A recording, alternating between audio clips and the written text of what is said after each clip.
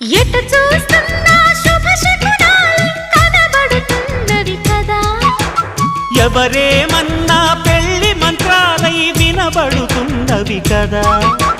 ప్రేమ గీమ చాలం చేసి పెళ్ళాడేసే వేళయింది. చేసి కాస్త పెళ్ళామయ్యే ఆసు ముహూర్తం వచ్చేసింది. కళ్యాణ వైభోగంతో కన్యాదానం కాని అబ్బాయి.